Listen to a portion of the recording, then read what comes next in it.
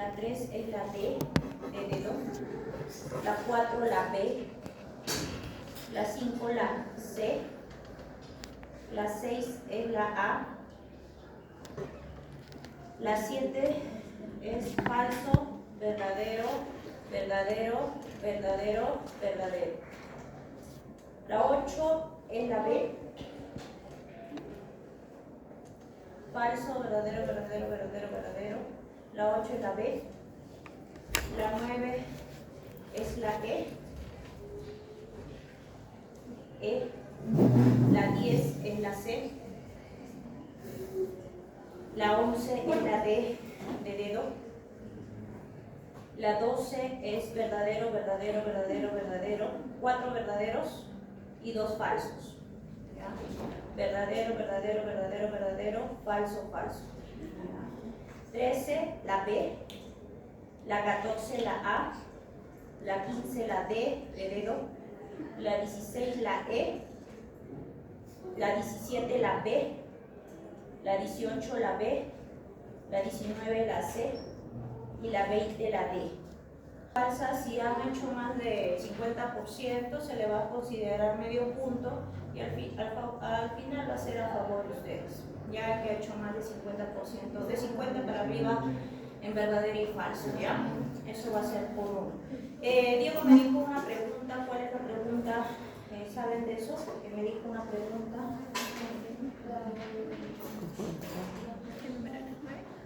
No, por eso Diego, no sé. Oye,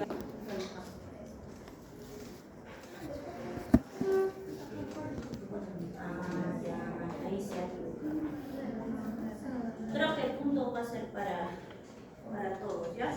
Voy a ver, ¿ya? De acuerdo a lo que sale, quiero ver sus notas, no sé sus notas cómo están, ¿ya?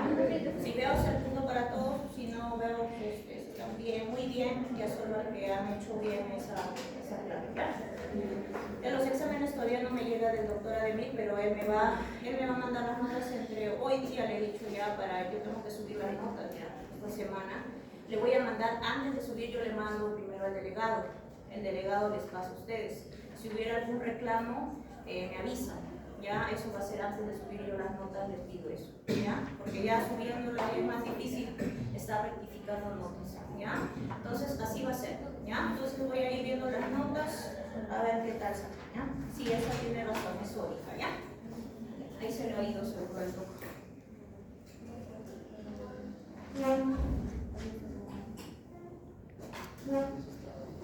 Entonces, en el caso de consolidado 2 va a ir este examen de esta unidad, estas 3 clases.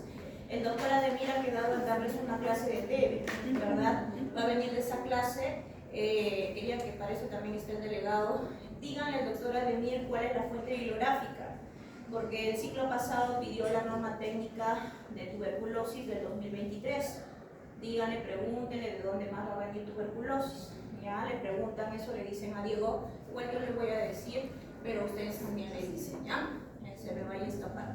En el consolidado 2 van sus notas de práctica, ya son 2 notas de práctica, una de mayor peso y la otra de menor, pero ahí está, práctica tiene gran peso en el consolidado 1 y 2.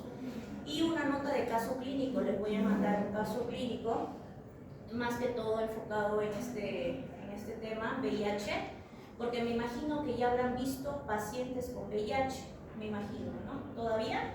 Todavía, uy.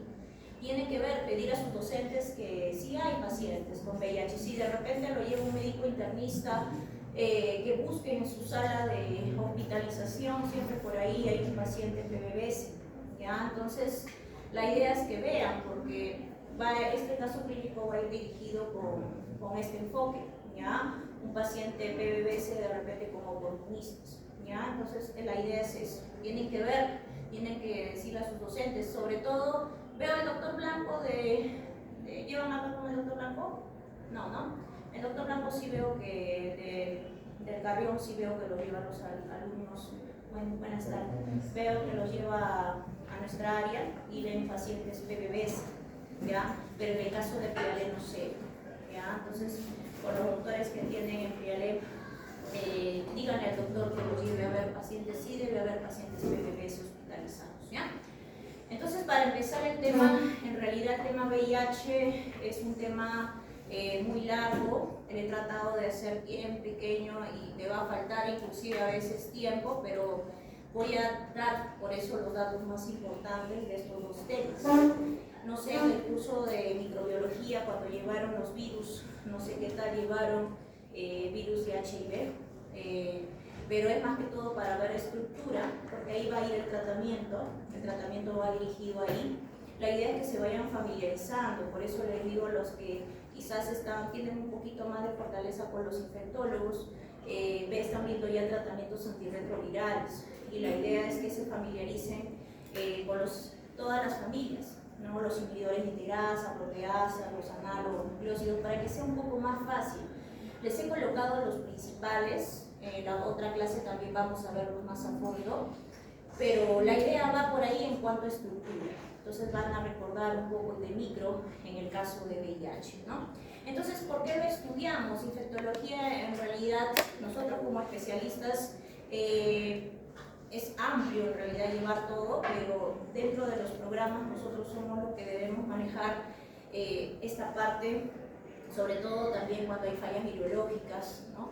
En donde ya los tratamientos tenemos que hacerlos en realidad o Z-rima, ya formular el tratamiento ya cuando no nos quedan otras alternativas.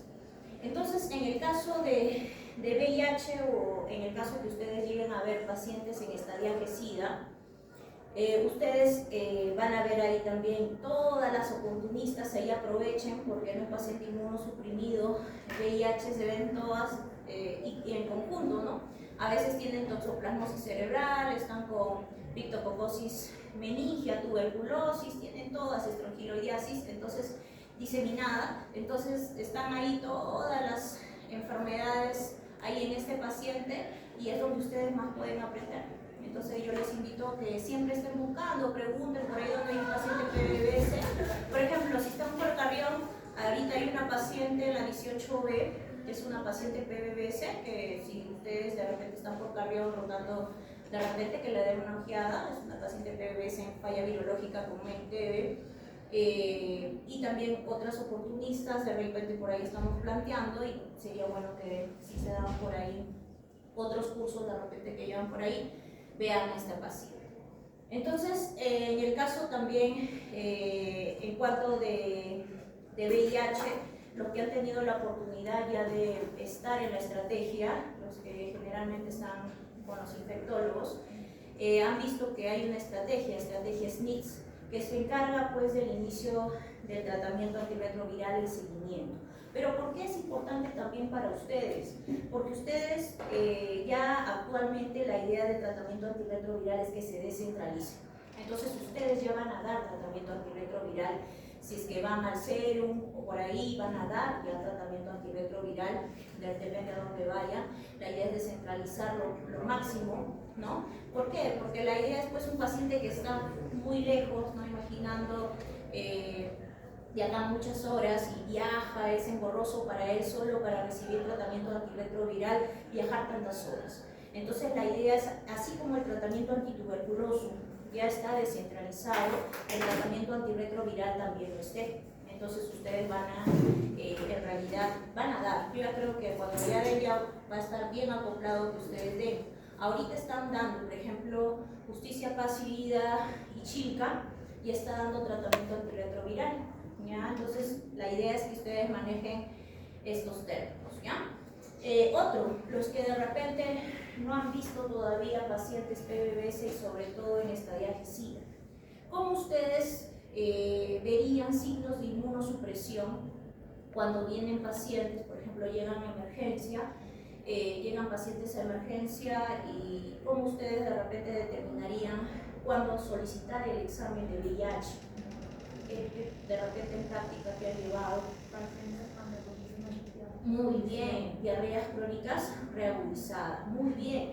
Ustedes cuando sean, ya sean médicos generales, cuando salgan van a ser médicos generales, de ahí van a ser cirujanos o internistas o lo que ustedes deseen, siempre por ahí, a veces un familiar, una amistad va a preguntar, mi familia tiene diarreas crónicas reagudizadas, le han hecho todos los estudios y no sale nada, no está que lo estudien. Entonces, no es en realidad descabellado, como se diría, pedir un examen de VIH. Hay que solicitar, ¿ya? De todas maneras hay que solicitar este examen de VIH. Muy bien, entonces ese es un punto y por lo que más van a venir los pacientes. ¿Qué más de repente pueden evidenciar? En cavidad oral. Muy bien, en el lugar oral, las placas blanquecinas, ¿no? Eso me está indicando que el paciente tiene candidiasis oral, ¿no?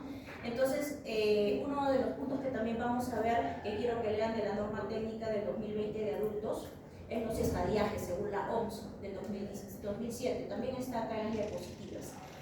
Pero el estadiaje 3 nos dice candidiasis oral y el estadiaje 4 nos dice candidiasis esofágica. Entonces, ustedes tienen que preguntarle al paciente si hay disfagia o dinofagia para sospechar de que tuviera una candidiasis esofágica, ¿no? Entonces, ahí es donde ustedes van a preguntar y el paciente, sí tengo, ¿no? Entonces, ya ustedes se están proyectando a que tenga una candidiasis esofágica, ¿no? El otro, la pérdida de peso, ¿no? Esa que es en más del 10%, ¿no? El síndrome consultivo, ¿no? El síndrome de consumo también es otro. Al inicio de la pandemia, porque es una pandemia de VIH, en los años 90, ¿cuál era la enfermedad que más se veía en los pacientes? Sarcoma de Kaposi. Ya seguro han escuchado hablar del sarcoma de Kaposi, que es por el virus herpes 8, ¿no? Entonces se ve que el paciente hacía cuadros de sarcoma de Kaposi cutáneo visceral, fallecían, ¿no? Era lo que más se veía dentro y de todas las oportunistas, como plasmosis cerebral, linfomas y todo lo demás, porque no había un tratamiento antirretroviral, ¿no? Entonces, esto ya se ve desde hace años. No es que ahora no podamos ver pacientes con sarcoma de Kaposi, sí vemos, pero no es tan repetitivo como en años anteriores, ¿no? De ahí van a ver de repente otro cuadro que ustedes siempre tienen que preguntar, y estamos en realidad en ese grupo etario, ¿no? Pero hay un grupo específico que siempre hay que estar dosando el examen de VIH. Siempre tenemos que estar 12 y 12, de repente cada 3 meses, cada 6 meses. ¿Saben qué grupo es? Es el grupo el grupo poblacional. ¿Qué población? Muy bien, trabajadores sexuales. Por ahí dijeron creo que sí, escuché, HCH, ¿no? Los homosexuales, bisexuales, trans. Esa población en realidad tiene que ser dosada y es algo que en realidad inclusive atención primaria que se da en el centro de salud tiene que ir a buscar a estos pacientes. ¿Por qué? Porque en la pandemia COVID hubo un incremento de nuevas infecciones de VIH. ¿Por qué? Porque hubo un encierro total, pero no se sabía qué pasaba en las calles del todo, ¿no? Entonces ahí ha habido bastante también, a pesar por las trabajadoras, porque a pesar de haber sido un encierro, ha habido también exposición de ciertos pacientes con los que tienen o tenían el diagnóstico sin tratamiento. Entonces, ¿qué faltó? El dosaje, ¿no? Porque ahorita vamos a ver las metas de la ONU-SIDA o las metas de la OMS, porque esta es de problemática mundial, y uno puede decir, ¿para qué el Estado o por qué el gobierno gasta tanto dinero en estos pacientes VIH? ¿No? ¿Por qué gasta tanto dinero? ¿No? Han venido los venezolanos, extranjeros, ¿no? De otros países, sobre todo Venezuela, que es lo que nos han manifestado, que su gobierno no les da tratamiento antirretroviral. Entonces ellos han venido hasta acá en búsqueda, es lo que ellos manifiestan, del tratamiento antirretroviral. Y ustedes van a decir, ¿por qué le tenemos que dar a ellos? ¿Por qué el Estado tiene que gastar o invertir dinero en ellos? Porque uno que tenga el diagnóstico y con cargas virales altas va a ser en forma exponencial. Entonces ese uno va a contagiar a 10, a 20, no se sabe, porque hay que ahora tener un poco más la mente abierta. De repente ustedes ya están en el área de la mente abierta. Hay aplicaciones donde, me acuerdo cuando era residente, íbamos a una charla y vino un infectólogo español y nos decía sobre las aplicaciones de las relaciones entre HCH y me encontraba, no había, no se protegía y ya, ¿no? Entonces nos hablan de eso, pero ahora ya hay aplicaciones acá en Perú, ¿no? Entonces, en realidad no necesariamente la relación va a ser con una pareja estable, una pareja conocida, sino que se ve en esta población que generalmente es con parejas en realidad desconocidas, ¿no? Entonces uno piensa, ¿no? Pero hay protección, ¿no? ¿Por qué? Porque el VIH, ¿cómo se transmite? Las tres principales formas que ya no son necesarias, creo que estar repitiéndolas a cada rato, y creo que ustedes las saben, ¿verdad? ¿Cuál es el principal porcentaje? El primero que se lo lleva, el porcentaje mayor de transmisión sexual, ¿no? La vía sexual. La otra, madre e hijo, y eso es lo que uno tiene que siempre estar atrás, en realidad de la gestante, ¿no? En realidad su tamizaje de VIH en el primer y tercer trimestre. Y transfusiones sanguíneas, ¿no? Algunos el compartir inyectables, ¿no? Drogas, las drogas inyectables, ¿no? Que no se ve mucho acá en Perú, pero en otros países sí, ¿no? Entonces son las principales formas de transmisión, ¿no? Entonces uno dice, si la principal forma de transmisión es la sexual, hay una protección, ¿verdad? Es el preservativo. Y ustedes se han preguntado o han visto estudios del uso correcto del preservativo. ¿Han leído esos estudios? Porque uno puede decir, yo sí uso bien el preservativo, mi pareja sí lo usa bien, pero ustedes se han preguntado si realmente está usando correctamente. Entonces hay estudios, y dentro de los estudios manifiestan que alrededor del 55% es el uso correcto del preservativo, o sea, no llega ni siquiera al 80 o 90%. Vamos por un lado, ¿no? Porque eso sería lo ideal, ¿no? Pero ahora ha salido, no sé si han escuchado, lo que es la profilaxis la profilaxis preexposición, que es el PrEP.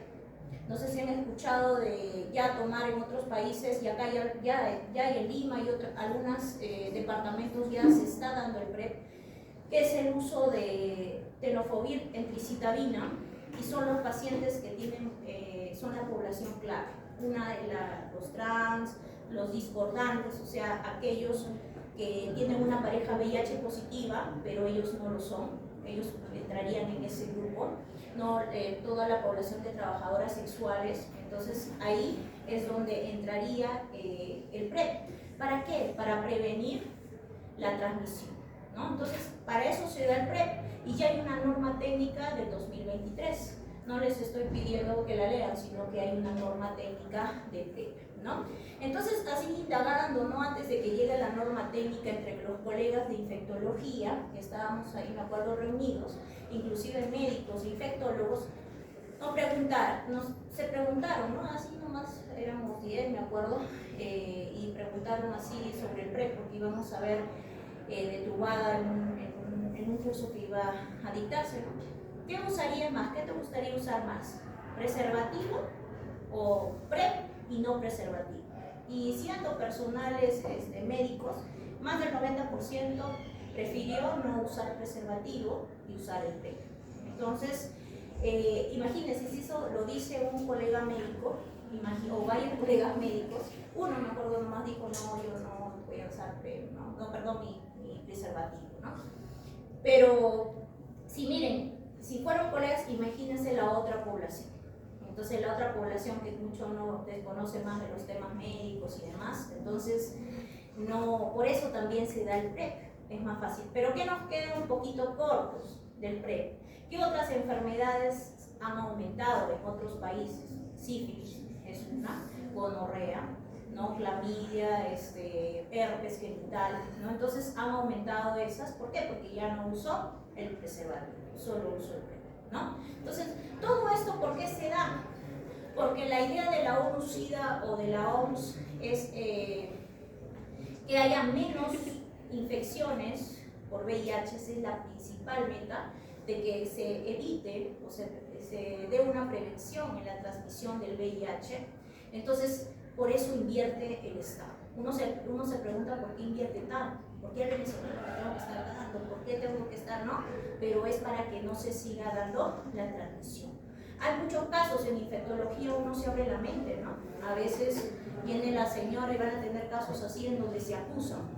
Me contagió él, no fue el otro, fue mi otra pareja, y se acusan quién le contagió primero.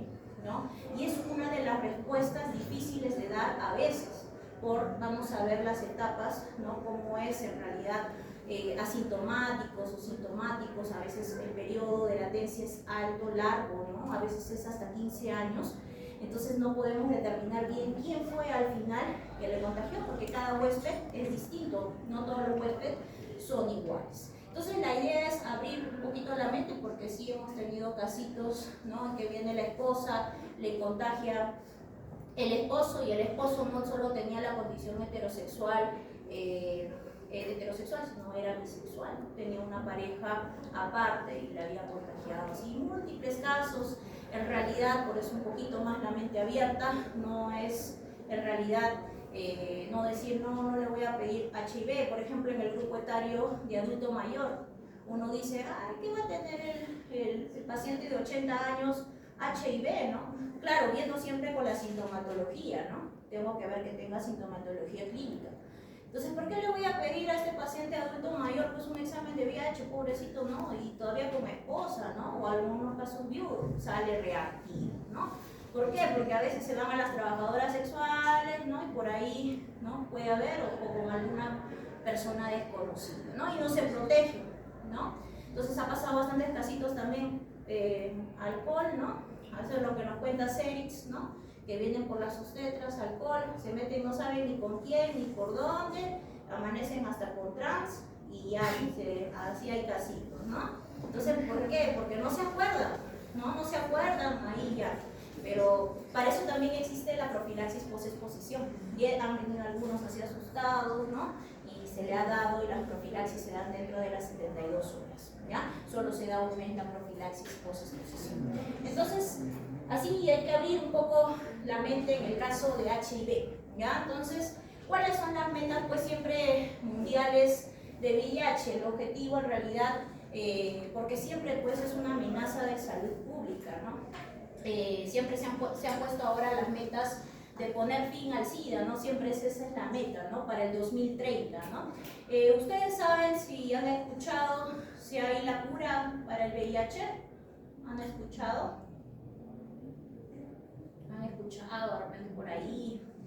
Inclusive han vendido pacientes. ¿Qué pasa? Que el paciente que tiene el diagnóstico lee bastante. El paciente trans, HCH, usted lee. Ya sabe que, por ejemplo, salió la norma técnica, creo que en noviembre del año pasado, y ya estaban pidiendo PrEP en diciembre ya. Al toque ya se sabían todo, ¿no? Entonces sí, han habido casitos, alrededor actual creo que son de 8 a 10 casos, que desde el diagnóstico de VIH, ¿qué pasa? Que cursaron con cuadros oncohematológicos, cuadros de leucemia, donde les han hecho el trasplante de médula ósea. Entonces, en el trasplante de médula ósea, uno ha sido un caso en Berlín, uno de los primeros, de ahí ha habido otro en Asia, en Estados Unidos me parece, uno acá en Sudamérica me parece, o en América, ha sido en Norteamérica, y todos estos casitos, hasta la actualidad, no tienen el diagnóstico ni siquiera en sus reservorios. Recordar que el HIV no solo vemos en la parte sangre, sino que le gusta meterse en reservorios. Por eso hasta el momento no se encuentra una cura, no hay un tratamiento que al momento lo cure del todo, ¿no? Entonces, en esos reservorios, en los ganglios, en la parte, por ejemplo, intestinal también hay reservorios, ¿no? Entonces los receptores TOL, todo esto en realidad ahí se mete, genera el reservorio y no el tratamiento, por más que esté el paciente con el término no detectable, no significa que ya está curado, ¿no? ¿Saben el término no detectable? ¿Lo han escuchado en práctica? Carga viral no detectable. Porque ¿qué vemos nosotros cuando vemos el folder? Los linfocitos TCD4 y la carga viral, ¿no? Entonces, los linfocitos TCD4 que deben estar por encima de 200 para no tener oportunistas, y la carga viral, según nuestra norma, menos de 40 copias por mililitro es el término no detectable, o menos de 50 copias por mililitro según la OMS. Entonces, ese es el término no detectable. Eso es lo que se quiere llegar en todos los pacientes, el término no detectable. ¿Por qué? Porque es más difícil su transmisión, ¿no? De repente se dice, no podemos decirlo al 100%, pero lo podemos decir al 97%, ¿no? Sí, por eso hay muchas parejas cero discordantes que dicen, no, yo tengo relaciones sin preservativo con mi pareja que tiene tratamiento, su carga viral está no detectable y hasta ahorita no me contagio. Pero nosotros no le indicamos eso. Nosotros le decimos, no, igual tiene que usar preservativo porque hay un 3% que puede ser por ahí que te dé. Y en la norma por eso nos dice que el PrEP debe ser indicado para estos pacientes cero discordantes, para que cubra al 100% en realidad que no se contagie el paciente, ¿no? Entonces, esos términos también tienen que manejar carga viral y CD4. Vamos a ver, imaginando la carga viral llegue con 4 millones, la primera carga viral. ¿Cómo yo sé? Yo inicio el tratamiento antirretroviral previo a sus exámenes de laboratorio, haber descartado tuberculosis, todo el plan de trabajo que se da para el inicio del tratamiento antirretroviral. Entonces yo a los 3 meses tengo que tomar otra carga viral. Entonces, ¿para qué creen que se toma una nueva carga viral? A los 3 meses de tratamiento. Yo empiezo de repente con 4 millones, inicio tratamiento antirretroviral con dolutegravir, lamivudina, tenofovir, y a los 3 meses tengo que tomar una nueva carga viral. ¿Qué es lo que tienen que ver ustedes en esta nueva carga viral? Muy bien, ha disminuido, ¿no? ¿Por qué? Porque el paciente te puede decir, sí, lo estoy tomando a mi hora, te rejura, sí, yo lo he tomado, y no. ¿Cómo vemos adherencia? Con cargas virales, ¿no? Entonces ahí vemos si realmente me está tomando bien el tratamiento antirretroviral. Y es como ustedes también cuando ya lleven, ya cuando atiendan pacientes en consultorio, tienen que llevar esas cargas virales bien, porque ahí vamos a ver adherencia, ¿no? Entonces eso es por la parte de carga viral. Entonces, siguiente, continuando, vemos pues que es la parte viene de políticas en realidad de las Naciones Unidas, ¿no? Por ejemplo, para el 2025 se plantearon una meta, se ha tratado siempre de llegar, cuando uno se pone metas, siempre se tiene que llegar a lo máximo que se plantea en la meta, ¿no? Esto es a nivel de la ONU-SIDA, de la OMS, ¿no? La idea es que llegue el tratamiento hasta lugares donde de repente ustedes no lo imaginan. Por ejemplo, la otra vez vino a capacitarse una médico, me acuerdo de Satipo, pero para adentro había una comunidad nativa. Y me estaba comentando, así conversando con la médico, me estaba comentando que había una paciente que aparentemente es la que ha llevado, o un varón me parece ha llevado el virus, y toda la comunidad nativa se ha infestado de VIH, ¿no? Entonces, ¿por qué? Porque creo que el varón tiende a estar con varias mujeres, ¿no? Entonces la comunidad era una problemática, ¿no? Entonces, ellos justo habían venido a capacitarse para el ingreso, y ellos también son reacios a los tratamientos, ¿no? Porque ellos no entienden, a veces ni siquiera quieren tomar los tratamientos de malaria, los tratamientos en realidad ellos tienes que estar bien, ¿no? Inclusive para el ingreso de esas comunidades no es tan asequible, pero la idea es llegar hasta allá, porque si uno nomás ya lleva, ya se ha evidenciado en este caso, en esta comunidad que se han infestado, ¿no? Entonces la idea es que lleguen a todos, ¿no? Y el Perú felizmente está haciendo eso, está logrando eso, ¿no? Entonces, ¿cuál es el objetivo de la ONU-SIDA para el 2025? Lo que se establece es de que el 95% conozcan su estado, o sea, que sepan que tienen el diagnóstico de VIH. Esa es una de las metas. La otra, o los objetivos. El otro es de que conozcan su estado y reciban tratamiento antirretroviral. Es el otro, en realidad, parte de los objetivos. Y el otro es que lleguen a la supresión viral. O sea, que lleguen a la carga viral no detectable. Esos son los tres principales objetivos que se ha planteado la ONU-SIDA para el 2025. Los otros objetivos es que el 95% de las personas con mayor riesgo tengan un acceso para el PrEP, la terapia preventiva combinada. Por eso que el MINSA ya nos está exigiendo acá en la región de Junín ya iniciar el PrEP, porque ya la ONU-SIDA, miren, para el 2025 nomás, que ya nos queda un año en realidad, ya nos habla de la terapia preventiva, el PrEP. Luego es que la parte de las mujeres en edad reproductiva también cumpla con las necesidades de salud sexual y reproductiva, que en realidad acá viene también la parte de atención primaria, las charlas y todo lo demás es parte de atención primaria.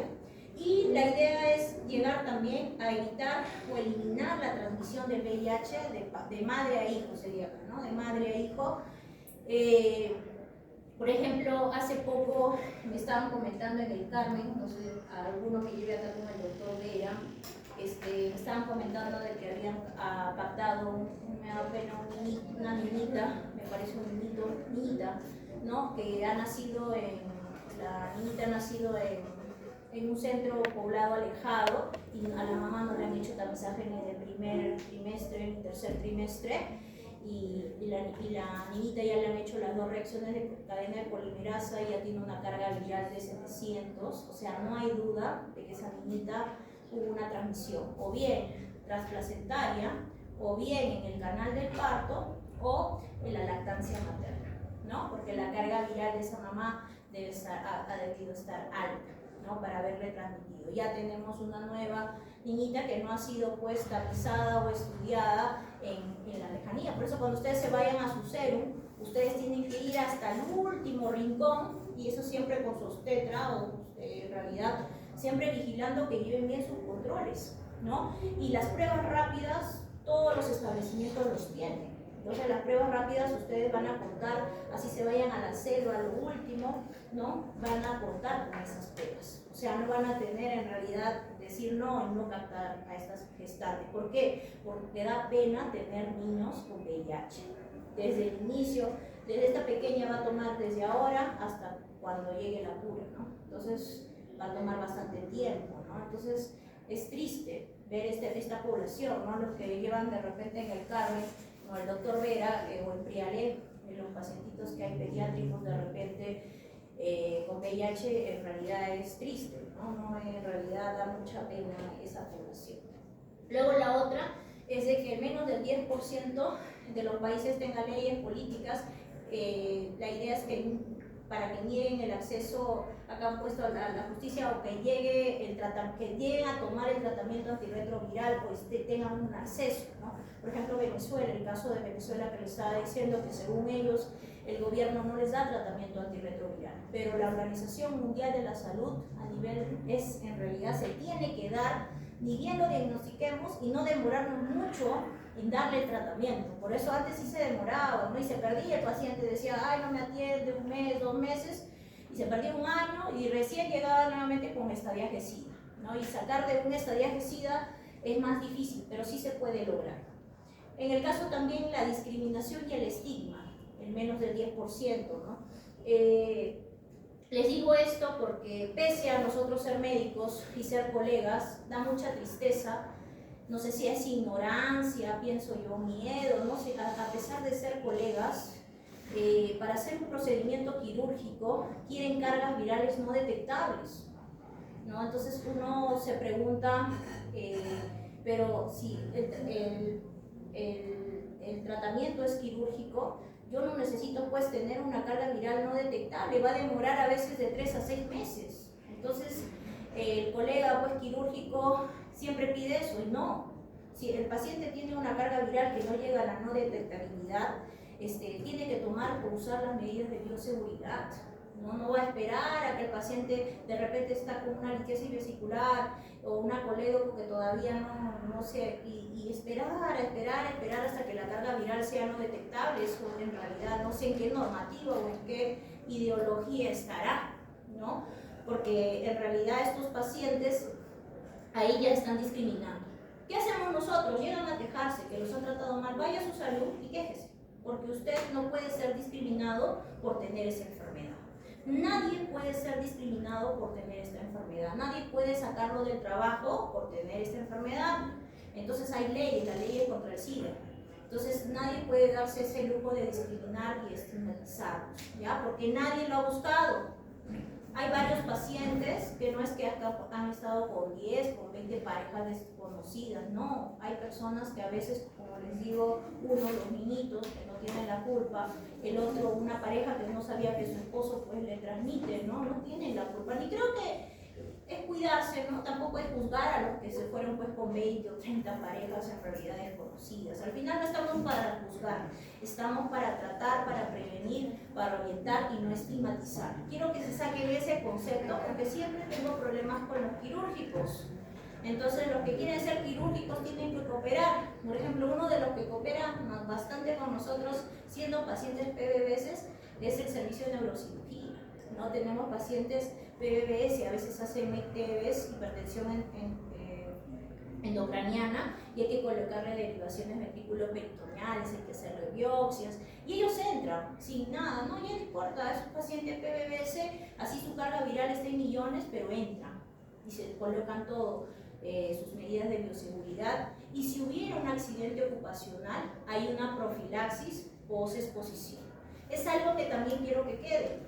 Si ustedes tienen algún accidente ocupacional con un paciente VIH o un paciente desconocido, tienen 72 horas para el inicio de la profilaxis. Solo 72 horas. Me da mucha pena que ha habido residentes, me acuerdo un residente que no le supo decir al interno que tiene que ir a pedir su profilaxis post-exposición, sacarse la serología y demás.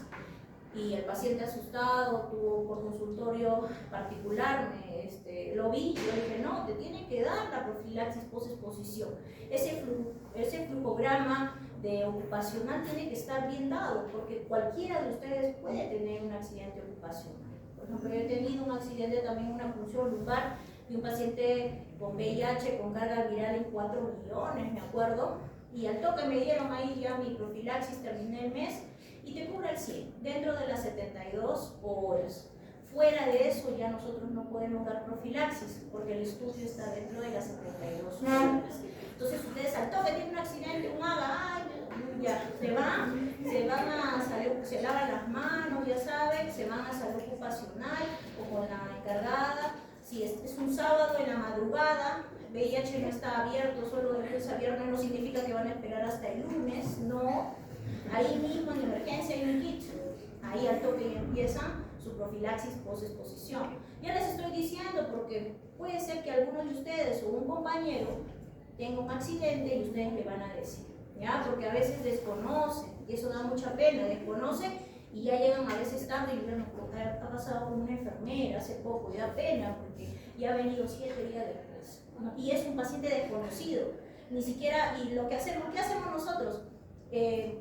Si el paciente lo tienen ahí, al toque, serología le mandan al paciente. Entonces ya al mandarle la serología al paciente, sale negativo, no es un diagnóstico desconocido, sale negativo, ya más alivio porque no van a tomar la profilaxis. Pero si es un paciente VIH positivo, ya no hay de otra, hay que tomar la profilaxis, pero cuando se pierde, como en el caso de la enfermera, que se le ha perdido, ya no ha encontrado al paciente, ya va a tener que esperar su serología, la mensual, trimestral y hasta el año, ¿no? Entonces eso tienen que tener bastante en cuenta, ¿ya? Esa es la idea siempre, ¿no? Entonces, esta es la idea o los objetivos de la ONU-SIDA, y dentro de las estadísticas mundiales, nosotros podemos ver acá que para el 2022, vemos acá los 39 millones aproximadamente de personas que viven con el virus del SIDA, el VIH. Cuando ustedes también les dije al inicio de la primera unidad que el paciente PBBS, el VIH hay que llamarlo como PBBS, persona viviendo con el virus del SIDA, que son las iniciales, o B24, ¿ya? Código blanco ya se lo sabe, así que la idea es que ustedes manejen código CIE-10, igual que en psiquiatría, ¿ya? ¿Por qué? Porque genera estigma y discriminación. Ustedes no pueden ventilar el diagnóstico a cualquier familiar. Si el paciente está lúcido y el paciente le dice que no quiere que su mamá ni su padre se enteren o sus hermanos, ustedes no pueden dar el diagnóstico si es que el paciente está lúcido. Ya si el paciente, hay problemas, hay pacientes que vienen con trastorno del sensorio, MEX y demás, ahí sí le tendría que decir el diagnóstico al familiar. Sí van a tener también esas situaciones. Luego vemos de que en el 2022 1,3 millones se infectaron de VIH, 630.000 murieron por la enfermedad relacionada con el SIDA, el síndrome de inmunodeficiencia humana. 29 millones accedieron al tratamiento antirretroviral, ¿no? Acá vemos que en el caso de aquí, casi 86 millones se han infectado con VIH y 40 millones han fallecido por SIDA desde el comienzo de la epidemia, ¿no? De esta pandemia en realidad hay este número de casos. Entonces acá hay una curva de lo que va en 1990 hasta el 2019 sobre la prevalencia, los nuevos casos, las nuevas infecciones, y a lo que va pues el año 90, 2000, en cuanto a nuevas infecciones ha habido una reducción, ¿no? Al número pues de pacientes viviendo con el SIDA, ¿por qué hay más? Porque ahora hay menos fallecidos, ¿no? Porque desde el inicio hasta ahorita se van acumulando los activos que están tomando su tratamiento más los nuevos, ¿no? Entonces son toda la población en realidad con el virus del HIV, y vemos pues que dura más. Hay pacientes, yo conozco pacientes que están desde el inicio del tratamiento antirretroviral acá en Perú y que siguen tomando, ¿no? Y siguen llevando su vida normal, ¿no? La idea es pues que sus cargas estén siempre, la gran mayoría, no detectables. Si sucede 4, lo óptimo en ellos es por encima de 500, ya no 200, sino 500 ya cuando son de larga data, ¿no?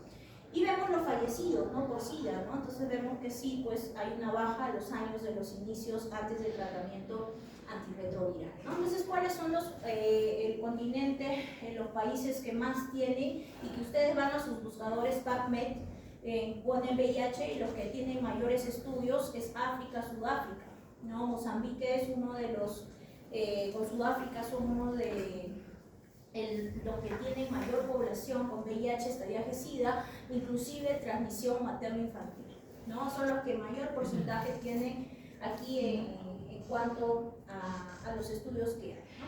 Vemos acá en la parte de epidemiología, en el mapa, vemos a lo que es 2019, vemos a Perú un poquito entre amarillo claro y un poquito oscuro, no es tanto la prevalencia como en otros países, ¿no? En comparación sobre todo en el área roja de Sudáfrica, Mozambique. Entonces vemos eso, vemos también el grupo etario, no siempre viendo el grupo etario. ¿Quién es el grupo etario que tiene más? Pues los adultos, ¿no? Adultos jóvenes, en realidad que tienen el mayor número, el mayor porcentaje en realidad de casos, es el grupo etario. Pero eso no significa que los adultos mayores o los también pediátricos no puedan tener por ahí, porque a veces se escapa, ¿no? Como puede haber nacido y de repente, por ejemplo, en este caso de esta señora, si la niñita nunca se hubiera enfermado, de repente no hubieran detectado que tiene VIH, de repente después de 3 años, 4 años, ¿no? Depende de cuándo le hubieran hecho el dosaje de VIH o enfermedades oportunistas que me estén indicando que esté en estallaje SIDA, ¿no? Entonces, vemos aquí que las nuevas infecciones pues, se han reducido en alrededor de un 60% desde los inicios pues, de la pandemia. Vemos ahí que en cuanto a las comparaciones también entre el 2022 y acá hay una comparación con 1995, pero eso, como les dije, es acumulativo en cuanto a los casos al final de VIH, ya es en realidad una pandemia. Y lo bueno acá es que han disminuido en la población pediátrica en un 58%, eso es bueno, y realmente la meta es que no haya transmisión tampoco materno-infantil, esa siempre es la idea y es lo que se quiere lograr, ¿no? Entonces la muerte relacionada con el SIDA ha reducido un 69% en el 2004 y 51% en el 2010, ¿no? Acá vemos también en los niños, mujeres, ha habido una reducción del 55% y en hombres en un 47%, ¿no? Entonces vemos acá también en cuanto a los que tuvieron acceso al tratamiento antirretroviral, lo bueno es que hay acceso, alrededor de 30 millones que tienen acceso frente a 7 millones en el año 2010, ¿no? Y los que no tuvieron acceso, ¿no?, al tratamiento fue alrededor de 9 millones, ¿no? Entonces vemos acá la distribución de la población. ¿Quién es la población al final que más se da una transmisión de VIH, ¿no? Siempre la población clave, ¿no? Vemos acá la población, pues,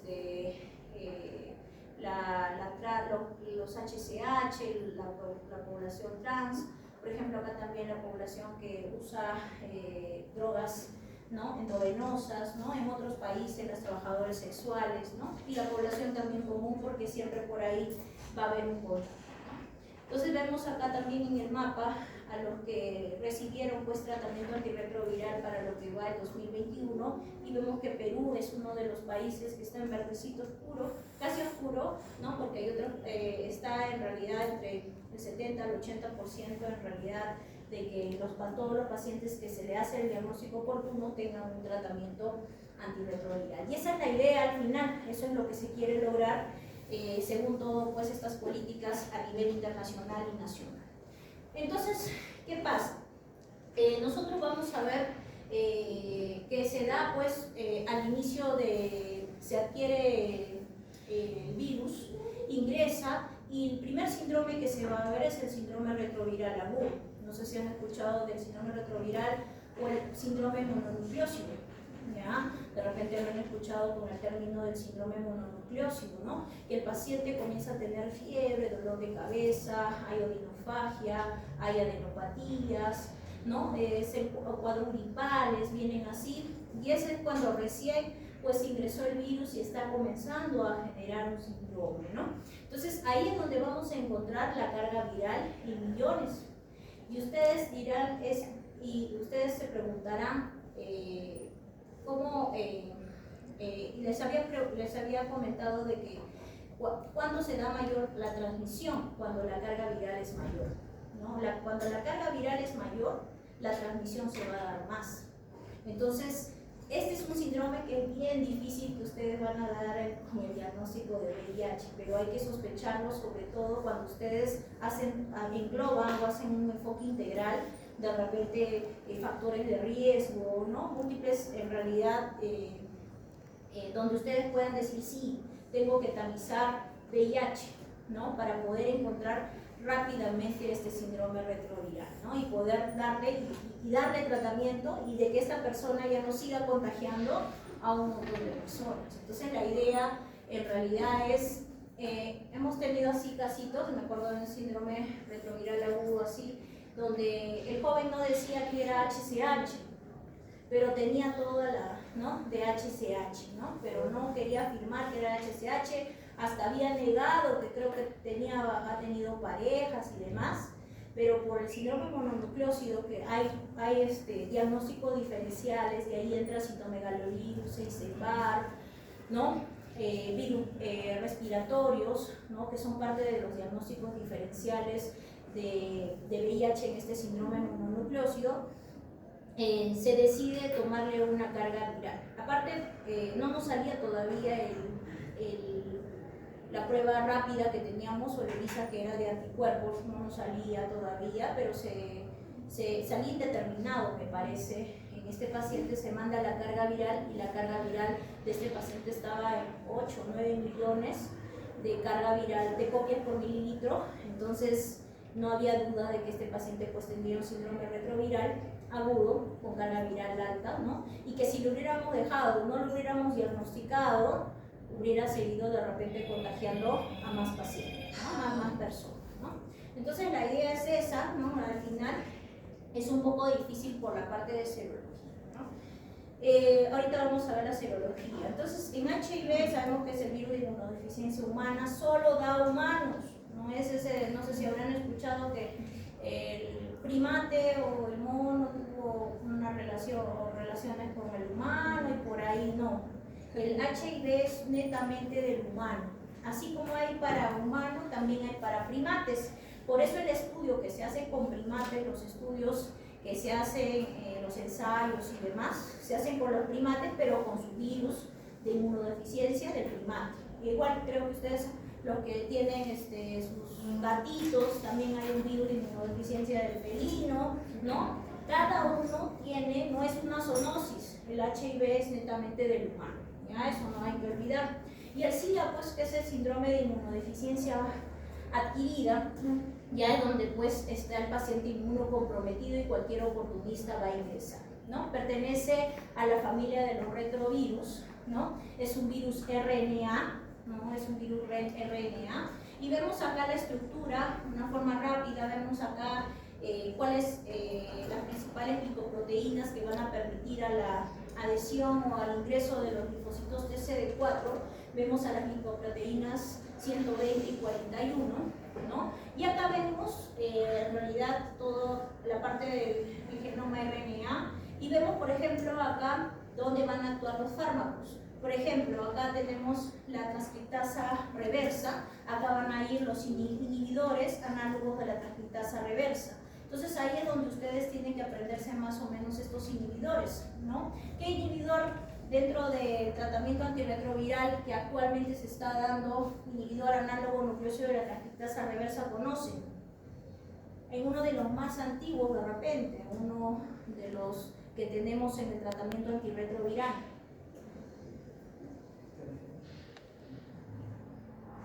Que también es para el tratamiento de hepatitis, ya he llevado hepatitis. Tenofovir, ¿no? Tenofovir es un inhibidor análogo de nucleósido de la transcriptasa reversa también, y acá está la migurina, sidobudina, que era el inicio, ¿no? Entonces va en inhibidores de integrasa, los últimos, pues, ¿no? Dolutegravir, raltegravir, seguro han visto. Inhibidores de proteasa, lopinavir, ritonavir, atazanavir, ritonavir, ¿no? Y vemos, pues, ¿no? Entonces, para eso también vean, recuerden un poquito de repente en microbiología llevar un poco del virus HIV, ¿no? Entonces, este virus RNA, ahorita lo vamos a ver en la gráfica, vemos que se va a adherir acá al linfocito TCD4, tiene una predisposición por el linfocito TCD4, entonces se va a adherir a este linfocito mediante sus lipoproteínas 120 y 41, la GP 120 y 41 va a ingresar en realidad este virus RNA mediante sus receptores. Hay un receptor del CD4 y hay el CXCR y el CCR5. Acá también va a entrar un antirretroviral que es el Maraviroc. Entonces el Maraviroc, acá lo vamos a ver en la próxima clase, que el efecto va a ser aquí, ¿no? Entonces, para que vean más o menos, entonces el virus va a ingresar, ¿no? Este RNA mediante la transcripción se va a volver ADN, ¿no? Se va a transcribir, se va a dar el ADN y luego va a salir y va a comenzar a ir ensamblando o yendo a más linfocitos TCD4, ¿ya?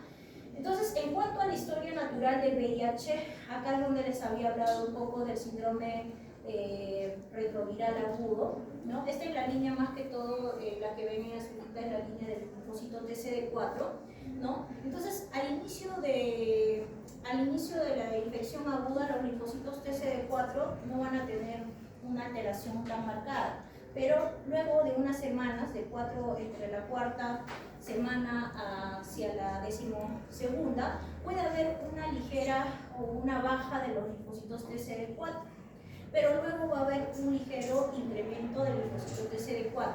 Acá va a haber una compensación con el linfocito TCD8, por eso el linfocito TCD4 va a volver un poquito más y no va a estar, la idea es que no esté por debajo de los 200, porque cuando ya está por debajo de 200 es donde ya nosotros estamos diciendo es una estadia GESIDA.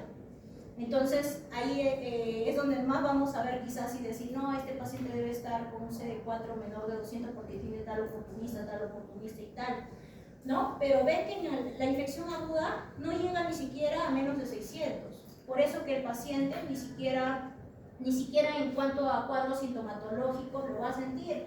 No va a haber diarrea crónica regularizada, no va a haber candidiasis oral, no va a haber nada de eso, ¿no? Entonces, la idea ahí se va a comportar como un síndrome retroviral agudo. Lo malo del síndrome retroviral agudo que va a ser algunos días, no va a ser mucho tiempo.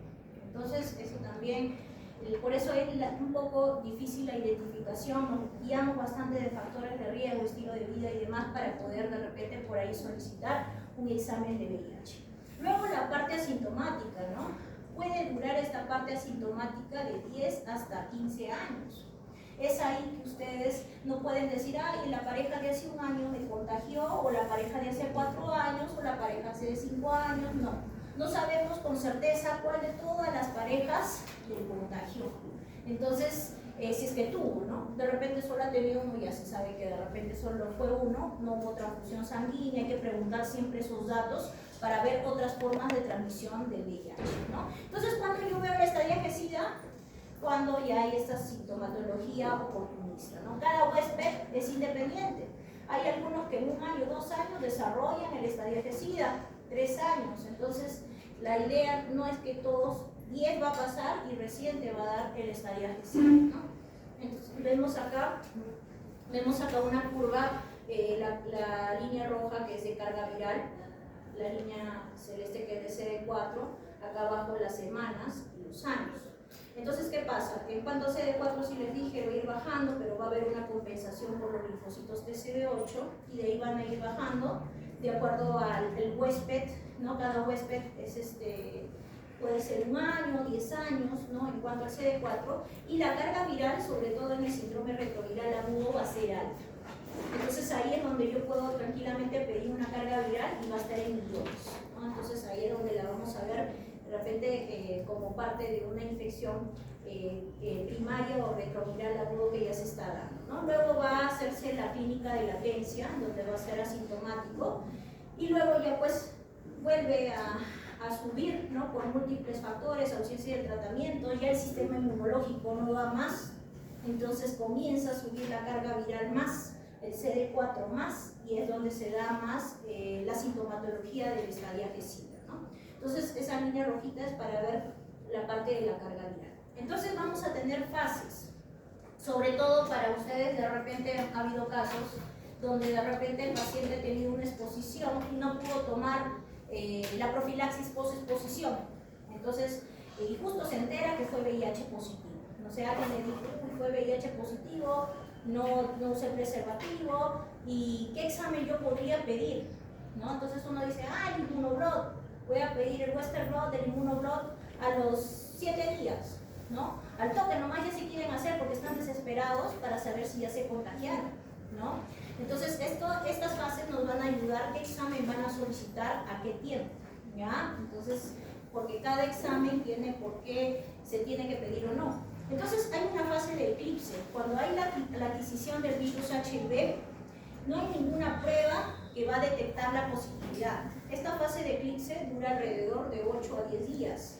Entonces, de repente, como le digo, justo tuvo la exposición, quiere saber a los 8 días que si tiene VIH, no hay ninguna prueba que yo pueda hacer para determinar si el paciente tiene VIH. ¿No? Luego va a haber una fase de ventana de cero conversión, ¿no? Donde ya nosotros podemos ir viendo la presencia de anticuerpos contra el VIH. Entonces, ¿qué prueba tiene anticuerpos VIH? Las pruebas rápidas. Hay la de tercera y la de cuarta generación. La tercera y cuarta generación de las pruebas rápidas que están en los establecimientos de salud tiene anticuerpos. Entonces, ¿cuándo yo podría ir pidiendo? Veo la subida a partir del día 25, ya veo una subida, ¿no? De estos anticuerpos. O los ELISAs, o los quimioluminiscencia, las técnicas de ELISA, técnicas de quimioluminiscencia, IgM, IgG, anticuerpos, yo puedo estar pidiendo a partir del día 25 para arriba. De repente nosotros más decimos a partir del mes. Por eso que ustedes han visto que dicen, no, tengo que dosarte todavía a partir del mes, ¿no? Entonces, vemos más o menos un corte para ya ver la presencia de anticuerpos, ¿no? El otro, la infección aguda, que ocurre poco después de la adquisición.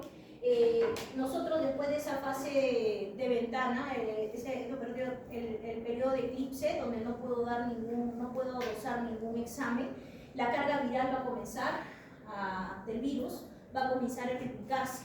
Entonces ahí es donde yo puedo coger al virus. ¿Cómo lo cojo? Con reacción de cadena de polimerasa o de repente una carga viral. Entonces ahí es donde yo determino, después de la fase de eclipse en infección aguda, yo puedo solicitar una carga viral o una reacción de cadena de polimerasa, ¿no? O en el caso, acá vemos, esto sería aquí el RNA HIV, este celestito, entonces ven la curva.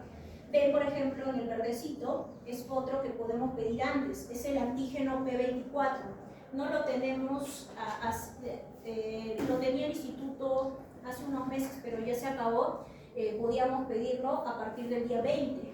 Entonces, a partir del día 20, ya ese antígeno P24 ya nos va saliendo o dándonos positivo para, si ustedes tienen otro método, de repente están en la clínica y el paciente está desesperado por saber, le podemos mandar un antígeno P24 a partir del día 20. ¿Eso es en la fase de ventana o ya en la...? No, este es como infección aguda. Entonces vemos esas tres curvitas, ¿no? Eso es importante. Luego vamos a ver la infección temprana se va a extender hasta los 6 meses después de la adquisición del virus. Es donde ahí nosotros podemos pedir, ya saben, la carga viral se puede pedir o la reacción de cadena de polimerasa se puede pedir antes, y los anticuerpos siempre a partir del día 25 ya va a ir habiendo un aumento, ¿no? Entonces, es en cuanto a los anticuerpos. Entonces, el síndrome retroviral agudo es parte de la fase aguda, la enfermedad sintomática, ¿no? Acá vemos, por ejemplo, al virus HIV, siempre vemos la inmunidad innata, ¿no? Vemos los macrófagos, ¿no? Que es parte de nuestra inmunidad innata, y siempre por ahí van a estar los linfocitos TCD4, que es parte de la inmunidad celular. La inmunidad celular en realidad es una inmunidad que, como ustedes saben, es una de las que más reacciones puede generar, ¿no? Más reacción inflamatoria de citoquinas y demás. Por este enfoque es que se da el síndrome de reconstitución inmunológica, el SIDI o el famoso IRIS en inglés. Entonces, el síndrome de reconstitución inmunológica, ¿no? Entonces, ¿qué pasa? Nosotros, de repente el paciente tiene 100 de CD4 y nosotros damos tratamiento antirretroviral y no sacamos exámenes de tuberculosis. Al paciente le iniciamos, no le saco beca de esputo, no le saco placa e inicio.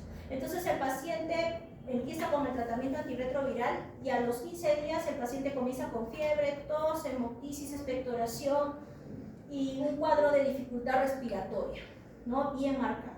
Entonces, ¿qué pasa? De que yo al dar tratamiento antirretroviral, ¿qué voy a hacer? La carga viral va a bajar. ¿Y qué va a empezar a producirse? Los linfocitos TCD4. Entonces, estos linfocitos TCD4 que van a reproducirse van a ir contra cualquier agente que esté en el organismo y que todavía no haya sido tratado, en este caso Mycobacterium tuberculosis. Entonces, ese linfocito TCD4 va a ir con todo su, ¿no?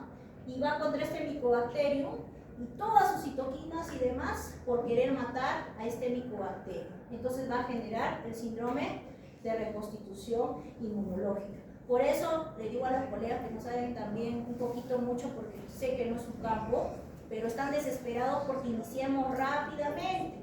O sea, ya sale la prueba y ya le manda el toque. Está bien que le mande infecto para inicio de tratamiento, pero nosotros tenemos que tener el descarte de tuberculosis al menos, porque este es un país dentro de los primeros puestos de tuberculosis, ¿ya? Porque vamos a generar síndrome de reconstitución inmunológica y el paciente no va a fallecer por VIH, va a fallecer por el síndrome de reconstitución inmunológica, ¿ya? Igual pasa con citomegalovirus, eso ya después cuando veamos.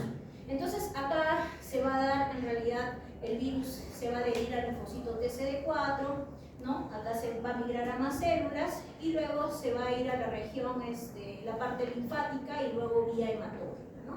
Entonces, dentro del porcentaje más o menos 75% de síndrome retroviral agudo y que es de difícil diagnóstico, ¿no? O sea, para decir específicamente este síndrome retroviral agudo o síndrome mononucleósido, como nosotros vamos a determinar, es por VIH y no por otras causas. Es un poco difícil de determinar que sea por, o sea, de que ustedes diagnostiquen que es por VIH, ¿no? Porque no son específicos, ¿no? Comienza dentro de los 28 posterior a la infección y tiene un promedio de 14 días. No son muchos días, son pocos días. Entonces, a veces no llegamos al diagnóstico en estos pacientes. Por eso ustedes cómo se deben guiar por factores de riesgo. De repente tiene una pareja VIH, ¿no? Positiva, es bi, HCH, trabajadora sexual, tiene múltiples parejas. Entonces ahí ya yo puedo decir, puedo dosar un examen VIH. Entonces, dentro de los principales síntomas, fiebre, el síndrome retroviral, ¿no? Fatiga, mialgia, puede haber también un rash cutáneo, dolor de cabeza, faringitis, la serenopatía cervical, las artralgias, ¿no? Cuadros de diarrea también en menor cantidad, ¿no? Acá también más en cuanto a la parte de la sintomatología de este síndrome retroviral agudo, ¿no? Entonces, nosotros siempre tenemos que ver también las diferenciales, y dentro de las diferenciales están los virus herpes. Aquí está pues el virus de citomegalovirus, Epstein-Barr, vemos la sífilis, toxoplasmosis también puede generar un cuadro sindrómico mononucleósido, hepatitis B, faringitis estreptocócica, virus respiratorios como influenza, enterovirus, ¿no?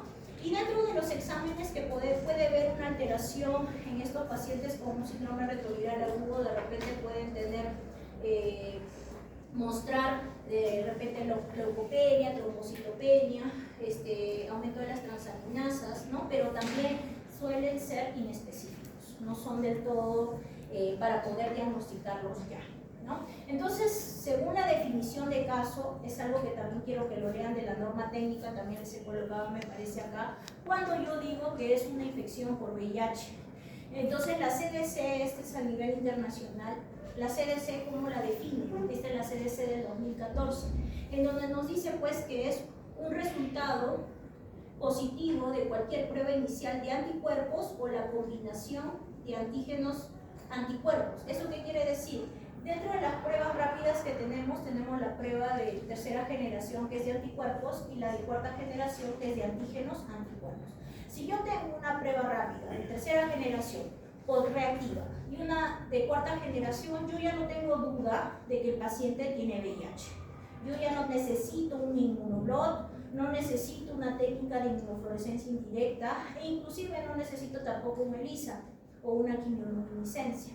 Entonces es ahí donde yo ya digo, ya este paciente tiene VIH y yo tengo que correr con el plan para las enfermedades como TB y demás para el inicio del tratamiento antirretroviral, ¿no? Puedo complementar con otras pruebas, ¿no? Ahí va el ELISA VIH, veo también el de quimioluminiscencia, que nosotros, por ejemplo, en Carrión tenemos el de quimioluminiscencia, ¿no? Y el inmunoblot y western blot, en realidad, que son pruebas también confirmatorias. En nuestro caso, en el MINSA, eso se da en el Instituto Nacional de Salud, ¿no? Vemos acá, dentro de los otros resultados positivos, y que no hay duda tampoco, es pruebas moleculares, ¿no? Las pruebas, estos son los NAT, o las pruebas también de reacción de cadena de polimerasa, que nosotros también tenemos en el Instituto Nacional de Salud. Entonces, si ya se detecta con esta prueba molecular, obviamente no hay duda de que el paciente tiene VIH, ¿no? Otro también es el antígeno P24, el que les dije que a partir del día 20 ya va comenzando a hacerse positivo, reactivo, en cultivos virales también, que no tenemos nosotros, y en la parte de genotipo, ¿no? También si encontramos una secuencia en la parte de genotipo. La OMS nos dice que nosotros deberíamos hacer genotipificación del virus en el ingreso, o sea, saber si este virus es sensible a todos los tratamientos o todos los tratamientos de las familias de tratamiento antirretroviral. Eso sería lo ideal, porque no todo virus que se contagia va a ser totalmente sensible, puede ser resistente. Y hemos tenido casos así, en que un paciente con fallas virológicas ha tenido su pareja y ha contagiado el virus con la falla virológica. Entonces, eso es lo ideal que la OMS nos dice, pero nosotros todavía no lo podemos hacer por falta de presupuesto. Estas pruebas, en realidad moleculares, son de alto costo, y la de genotipificación más costo todavía que las de la reacción de cadena polimerasa, ¿no? Alrededor de 1.200 más o menos cada prueba, ¿no? Entonces, por eso de repente nos quedamos un poco cortos, pero yo creo que para la próxima norma seguro ya va a salir lo que la OMS nos dice, ¿no? Entonces vemos acá las líneas de tiempo. Lo primero, ya saben, en la eclipse nada, ¿no? Ya en la fase aguda, ya en la infección aguda, la primera pues es la parte de las pruebas moleculares, la reacción de cadena polimerasa, el antígeno P24, las técnicas ellas son de inmunofluorescencia, western blot, que yo no la puedo pedir en los primeros días. Porque a uno se le ocurre, ay, como es una prueba confirmatoria, yo la pido en el día 12, ¿me va a salir? No, se pide a partir de esos días, ¿ya? Entonces ahí vemos, acá también pruebas de anticuerpos antígenos que vienen, felizmente tenemos en pruebas rápidas, la de cuarta generación que es antígeno anticuerpo, entonces ahí es una de las que tenemos y corroboramos, ¿no? O podemos corroborar, por ejemplo, nosotros ¿qué hacemos? A veces hacemos una de tercera y la quimioluminiscencia, también es diagnóstico de HIV, ¿no? Cuando ustedes tienen cualquier técnica diferente, o sea, de diferentes generaciones o de diferentes, en este caso, de forma de estudio como ELISA o quimioluminiscencia, ¿no? De repente yo tengo una prueba rápida de tercera y un ELISA es diagnóstico de VIH. De repente tengo una prueba rápida de cuarta generación y tengo una quimioluminiscencia y es diagnóstico de VIH. De repente tengo las pruebas duales, no sé si el doctor Vera les habló de las pruebas duales de sífilis, la que viene de sífilis con VIH. Luego esa prueba rápida y de repente tengo por ahí otra quimioluminiscencia, es diagnóstico de VIH. Entonces así combinando, son dos pruebas distintas, yo tengo el diagnóstico de VIH. O de repente ha habido algunos casos que hay dudas también. Ha habido pacientes que vienen de una clínica no reactivo, una prueba rápida reactiva y una quimioluminiscencia indeterminada. Esos son casos especiales. Entonces, ¿qué haríamos ahí? Solicitaríamos un inmunoblot. Ahí sí indicaríamos de todas maneras un inmunoblot porque hay dudas en múltiples pruebas diagnósticas, ¿no? Entonces, es HIV 1 y 2, tenemos esos dos en realidad, pero lo bueno es que a nivel de Sudamérica acá no tenemos la 2.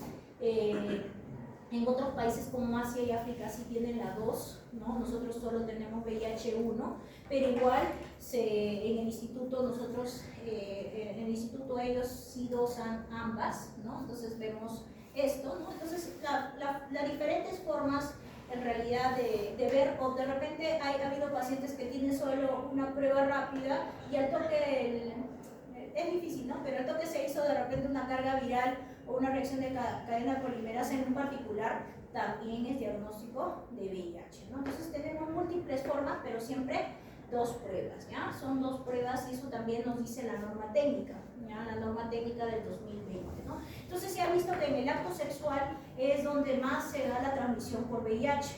Entonces se ha visto que en los pacientes, mientras tengan mayor carga viral, hay mayor probabilidad del contagio. Recordar que cada acto sexual también hay disrupción de tejidos y demás, ¿no? Pero siempre se ha visto que el mayor porcentaje de transmisión se da cuando las cargas virales son altas, ¿ya? Entonces eso es lo que más se ha visto en los estudios. Y esto es algo que también quiero que diferencien y lo estudien. ¿Cuáles son los estadiajes? Los estadiajes según la CDC del 2014 y tenemos los estadiajes de la OMS del 2007. Entonces, el estadiaje del 2014 vemos que va del 0 a la 3. Entonces ven ahí que yo necesito de todas maneras linfocitos TCD4 para yo decir está en un estadiaje 1, 2, 3, ¿no? Necesito de todas maneras el linfocito TCD4.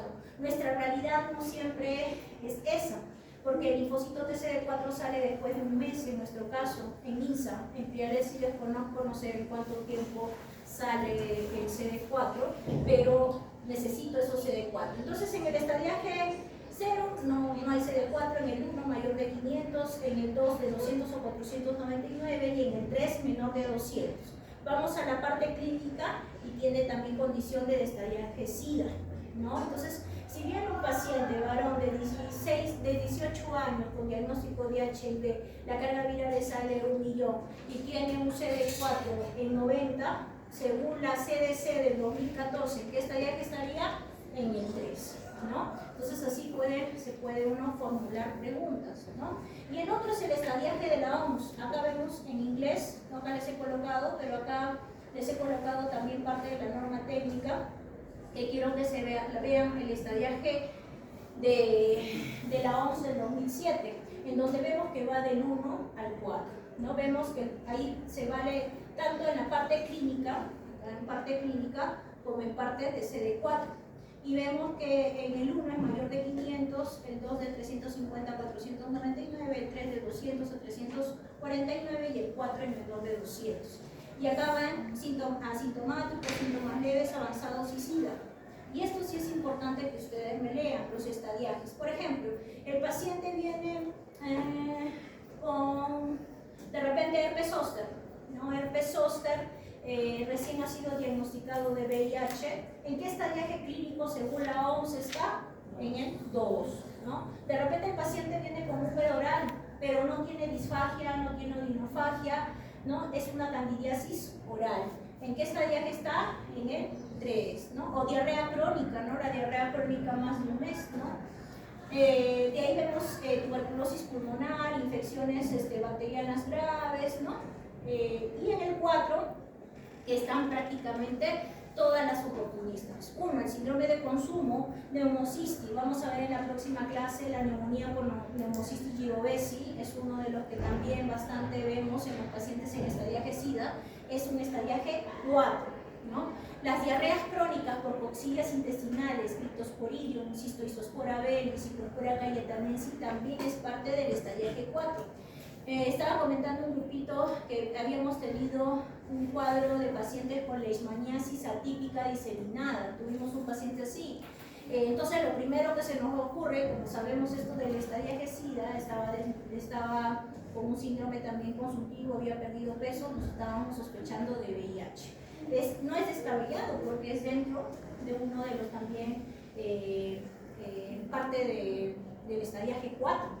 ¿Y por qué? Porque nosotros también tenemos acá bastantes pacientes con leishmaniasis. Me imagino que todos han visto leishmaniasis, ¿no?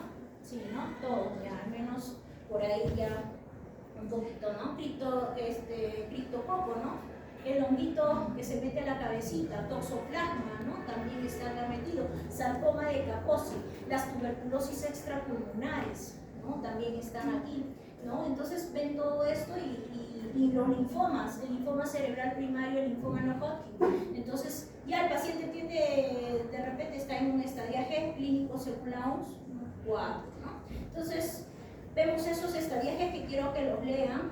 Ya, acá yo les he puesto parte de lo más importante de la norma técnica. Esto lo vamos a ver en la próxima clase, todos los tratamientos antirretrovirales a dónde van dirigidos, los principales, porque no se van a aprender toditos, son demasiados, pero los principales, los que hablo más, son los que yo más voy a enfocar, porque ustedes no van a ser todos, no van a ser infectólogos, ¿no? Pero sí van a llevar tratamiento antirretroviral cuando salgan, al menos los principales. Las reacciones adversas y las interacciones medicamentosas también de los principales van a tener que aprenderse. Entonces vemos que nosotros, el tratamiento antirretroviral, ¿qué hace? Pues reduce la mortalidad, sobre todo las infecciones oportunistas que van a llegar al estadiaje SIDA y por ende a mayor probabilidad de mortalidad. No todo paciente en estadiaje SIDA, lo que también he visto, en realidad, yo les comento, ¿no? A veces cuando yo hacía mi internado, mi residencia, yo tenía la idea de ya ver un paciente en estadiaje SIDA era igual a muerte, ¿no? Igual que de repente un oncológico que ya está para solo de repente terapia paliativa y ya para fallecer, ¿no? Entonces teníamos en realidad esa idea, pero ahora en mi caso que soy infectóloga, mis colegas que son infectólogos, sabemos que cualquier estadiaje SIDA podemos llevarlo nuevamente, salen de ese estadiaje SIDA en su CD4, he tenido un paciente con CD4 en 5 y ahorita que lo he visto hace poco, tiene un CD4 en 700, ¿no? Después de 3 años. Y en realidad da mucha alegría porque sacamos como equipo y él también como paciente nos ayudó la parte de huésped y demás, lo sacamos. Quiero que sepan que un paciente en estadiaje SIDA puede salir, pero eso sí, no hay que perder el tiempo. Porque si yo estoy, mi grupo de práctica se ha dado cuenta en un paciente que falleció joven de 23 años, me molesté con el interno, no mucho, ¿no? Porque yo me molesto más, pero me molesté más o menos porque plan de trabajo que ya tenía 4 días, no lo habían efectivizado y a mí me molesta demasiado. Han salido las leyes del internado que pueden entrar creo a las 8, salir a las 2, no lo sé, pero pienso yo, en mi formación, yo no los entendía, decían, eran unos abusivos y me quedaba hasta las 8 me entraba a las 6:30 de la mañana en internado, salía a las 8 de la noche, volvía nuevamente en mi residentado, más temprano todavía, salía más tarde, a veces empalmaba, a veces algunos compañeros dormían ahí mismo y se quedaban y seguían, ¿no? Pero entendíamos que todo eso nos iba a servir a ser rápidos, porque demasiado lento. No sé si será el COVID, la pandemia del COVID, pero los planes de trabajo lentos, re lentos. Entonces, a mí me molesta que un plan de trabajo en un inmunosuprimido no puede ser tan lento.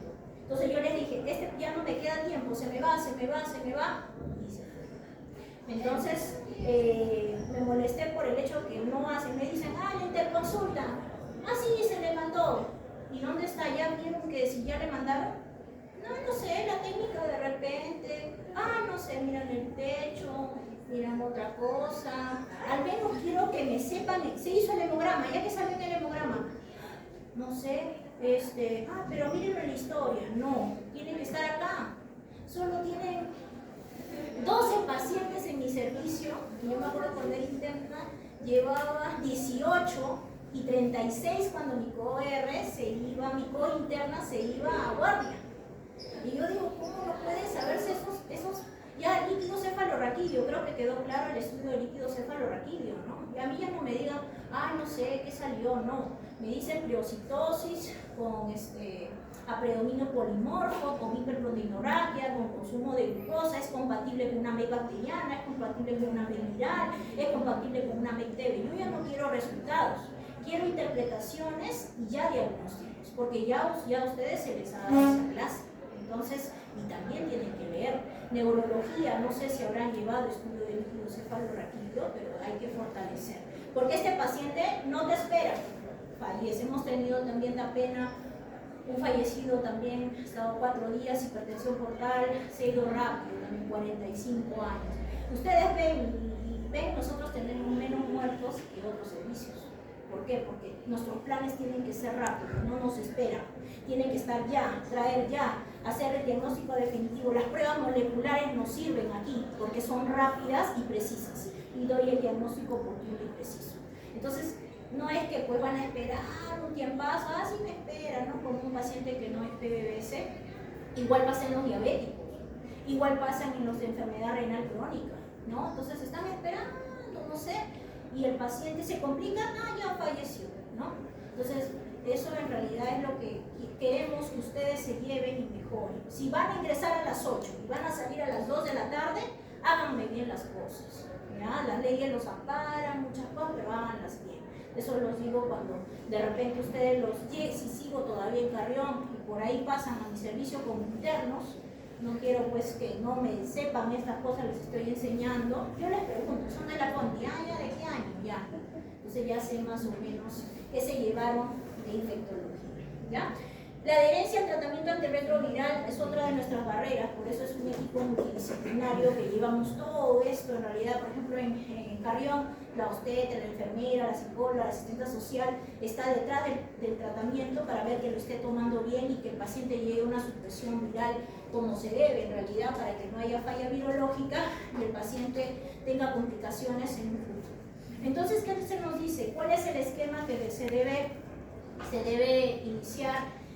Según la CDC y nuestra norma técnica que tenemos, son 2 inhibidores análogos nucleósidos de la transcriptasa reversa y un inhibidor de integrasa.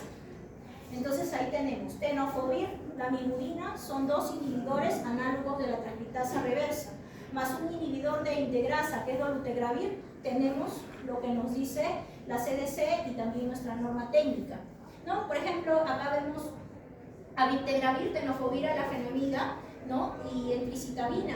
Bictegravir, por ejemplo, en Europa, los que se van a Europa piden derivaciones a Europa, Italia, tienen bictegravir, ¿no? La diferencia entre bictegravir y dolutegravir es más de repente las reacciones adversas, porque todos los inhibidores de integrasa te bajan rápidamente la carga viral. La carga viral va a ayudar a bajar en un mes, rapidito. Te ayuda, ese es lo bueno de estos inhibidores de integrasa. Pero la diferencia entre dolutegravir y bictegravir son las reacciones adversas, ¿no? Les explico. De repente, dolutegravir genera un poquito más de rash que bictegravir, ¿no? Genera un poco más de reacción adversa que bictegravir, ¿no? Sería como ustedes lo ven acá como primero. Acá también está dolutegravir, abacavir, lamivudina. Abacavir es un inhibidor análogo nucleósido de la transcriptasa reversa, más la lamivudina es otro igual, más el dolutegravir puede ser también un esquema, ¿no? O en el otro caso, en realidad, ya cuando no nos queda de otra, ya nosotros en pacientes con problemas de fallas virológicas ya tenemos que hacer biterapias, ¿no? Ya no nos queda, pedimos la genotipificación y de acuerdo a lo que tenemos armamos los esquemas. Generalmente las biterapias.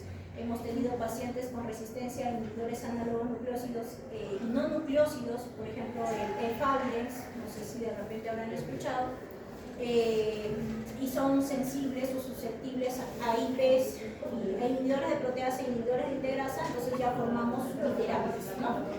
Y en el caso de ustedes que han visto las infecciones de hepatitis B, el esquema de un paciente con VIH más hepatitis B tiene que tener en su esquema de todas maneras tenofovir.